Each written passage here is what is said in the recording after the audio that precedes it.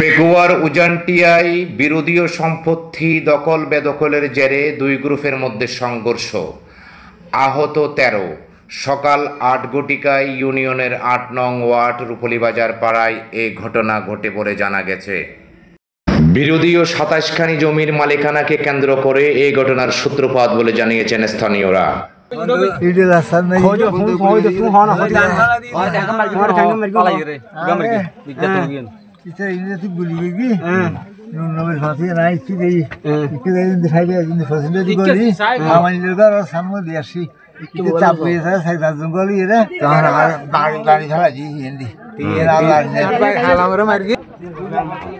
আর ভাই খালামরে মারিয়ে তারা বন্দুকের গুছ মারিয়ে দাঁত তলা দিয়ে তারপর মারিয়ে টানিয়ে তুলিয়ে লगिए বহুত আঘাত হইয়ে তারপর আর ভাই মনের ভগত না গুলির আঘাত হইয়ে তার সরওয়ার তো গুলির আঘাত হইয়ে বেলাল তো আঘাত হইয়ে তারপর আবাইনে ২২ তো আঘাত হইয়ে তারপর ইসমাইলের মা তো আঘাত হইয়ে তারপর আর আনজাতে যে তান লালামার যাতে কুমারের এঙ্গরে গুলি হা অবস্থা মাজিবার জাফাই ফুজি তো এর হদব আজিরে আর মার না মারিছে না আর সাজি না মারিছে না ওই দড়ি এ দুরম্বা জানতে গুলি আমাজে ইতার তো মারিয়ে শেষ করে দিয়ে ইতার জালি জালি করি বলে গুলি করি। বিরোধীয় এই জমি বিগত ৬৮ বছর পূর্বে মৃত আবুল কাশেম গং এর খরিদার সম্পত্তি হিসাবে আমাদের ভোগ দখলে ছিল।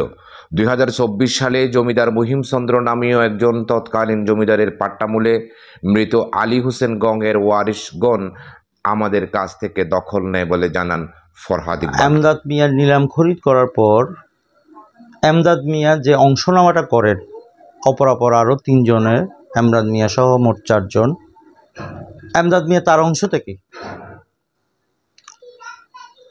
যারা বর্তমানে পাট্টামূলে জমি দাবি করতেছে আলী হোসেন ফিং আশরাফ আলী, এই আলী হোসেন এমদাদ মিয়া থেকে ৪০ শতক জায়গা গড়বিড়ার জন্য ক্রয় করেন।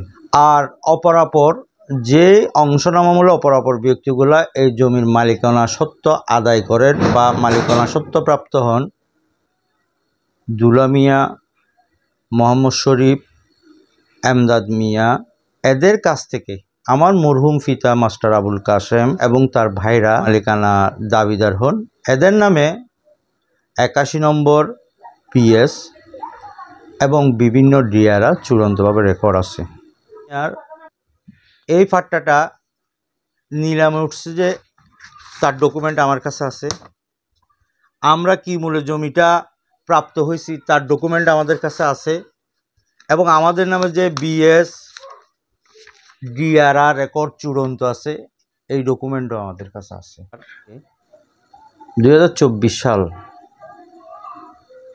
লবণের চাষের মৌসুমে আমাদের জমিটা পরিমাপ করে বলে যে জায়গাগুলো তাদের নামে পাট্টা ৭/১৯৫০ ইংরাজি সকরিয়া রেভিনিউ সার্কেল ১৮৪ নম্বর করজারি মূলে জমি নিলাম দিলে মগনামার এমদাদ মিয়া জমিটি নিলাম ডিগ্রি প্রাপ্ত হয়। এমদাদ মিয়া ডিগ্রি প্রাপ্ত হওয়ার পর এমদাদ মিয়াও অপরাপর ৩ জন, মোহাম্মদ দুলা মিয়া, তারপর মোহাম্মদ শরীফ ও আব্দুল খালেক, এই এমদাদ মিয়া সহ ৪ জনে জমিগুলো একটা অংশনামা করেন সমান অংশে। এমদাদ মিয়া তার অংশ থেকে আলী হোসেন ফিং আশরাফ মিয়াকে বাড়ি বিড়ার বাবদ ৪০ শতক জায়গা বিক্রি করেন। আর আমার আব্বা মরহুম মাস্টার আবুল কাশেম গং অপরাপর দুলা মিয়া ও মোহাম্মদ শরীফ থেকে বাদবাকি জায়গাগুলো কিনে নিয়ে মালিকানা সত্ত্ব আদায় করেন। RS ৬২ কতিয়ানের অধীনে ৭২ কতিয়ান, যেটার মালিক ছিল মহিমচন্দ্র। ১৯৩৫ সালে মহিমচন্দ্র গুপ্ত তাদেরকে ১০৯ নম্বর একটা পাট্টা দিয়েছিলেন এবং পাট্টায় বিভিন্ন শর্ত উল্লেখ ছিল। প্রতি বাৎসরিক খাজানার শর্তমূলে পাট্টাটা দিয়েছিল। এই ফাট্টাটা 1950 ইংরেজি সনে 184 নম্বর করজালি মূলে নিলাম হয়ে যায়। নিলাম খরিদ্দার হচ্ছে যামিনীকান্ত ঘোষাল, যার যেটা ডকুমেন্ট আমি ইতিমধ্যে আপনাকে দেখিয়েছি। জমিদারি সত্ত্ব বাতিল হওয়ার কারণে সরকারের কাছে জমিগুলো হস্তান্তর করে, সারেন্ডার করে। তখন সরকারের পক্ষে জমির মালিক হয়ে যায় সকরিয়া রেভিনিউ সার্কেল অফিস।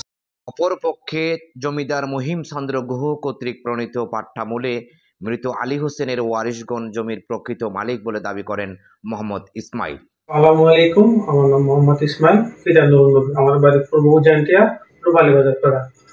আমরা বেশ কিছুদিন ধরে একটি সমস্যা ভুগছি, যেটা হচ্ছে আমাদের পৈতৃক সম্পত্তি, যা মোহনচন্দ্র গুহাদের কাছ থেকে RS 72 নং খতিয়ান মূলে 10.43 একর জমি 109 নম্বর পাট্টা ও 110 নম্বর কমলা মূলে ক্রয় করে, যা 18/3/1935 সালে।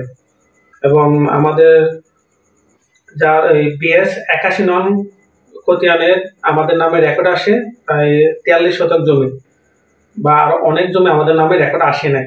এবং রেকর্ড আসে 62 শতক জমি, বাকি জমিগুলো আমাদের নামে রেকর্ড আসে না। রেকর্ড না আসাতে আমরা 188/24 কক্সবাজারে একটি রেকর্ড সংশোধনীয় BS এবং DRR বিরুদ্ধে একটি মামলা করি, যার মামলাটা এখনো চলমান আছে। আর সেই মামলা থেকে আমাদেরকে একটা বাইক আদেশ দেয় 146 দ্বারা, যাতে বিবাদী পক্ষে আমাদের ওই জায়গায় আসতে না পারে। এই আদেশটা আনার পর থেকে এখন ওরা আমাদের উপরে এমন ক্ষমতা দেখাচ্ছে, ওই ক্ষমতার প্রেক্ষাপটে আমাদের নামে প্রায় 17 দিনই ব্যবধানে থানার মধ্যে আমাদের নামে 5টি মামলা হয়।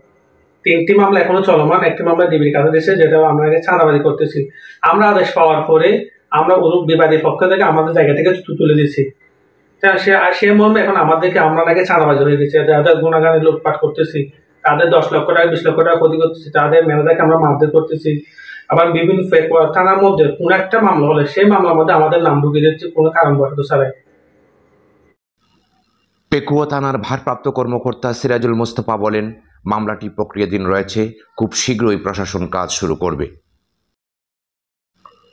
নূর মোহাম্মদ, সিটি নিউজ 24, পেকুয়া, কক্সবাজার।